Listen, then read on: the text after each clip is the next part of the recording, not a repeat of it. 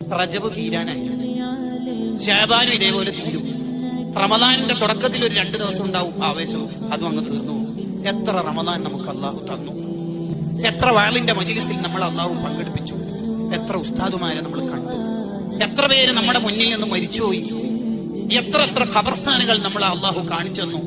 എല്ലാ രാത്രിയും ഒന്നാമത്തെ ആകാശത്തേക്ക് അള്ളാഹുവിന്റെ റഹ്മത്ത് ഇറങ്ങിയിട്ട് അള്ളാഹു ചോദിച്ചില്ലേ, ഹൽ മിൻ മുസ്തഗ്ഫിർ, ആരെങ്കിലും എന്നോട് പൊറുക്കലിനെ തേടുന്നുണ്ടോ, ഞാൻ നിങ്ങളെ നന്നാക്കി തരാമെന്ന് പറഞ്ഞില്ലേ? എന്നിട്ടെന്താ നമുക്ക് മാറ്റം വരാത്തത്?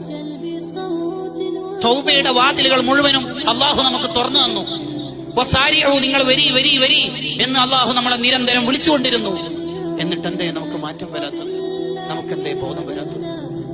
ഒരു സെക്കൻഡ് ആയിരിക്കും ആഖിറത്തിൽ നമ്മളെ വിജയ പരാജയത്തിന്റെ മാനദണ്ഡം. ഒരൊറ്റ സെക്കൻഡ് അയാൾ സുബ്ഹാനല്ലാഹ് ചൊല്ലാനിരിക്കുമ്പോൾ നമുക്ക് മരിച്ചുപോയി. അക്കാരണം ഉണ്ടായിരിക്കും, ആ ഒരു സെക്കൻഡ് ഉപയോഗിച്ചുകൊണ്ടായിരിക്കും അയാൾ സ്വർഗ്ഗത്തിൽ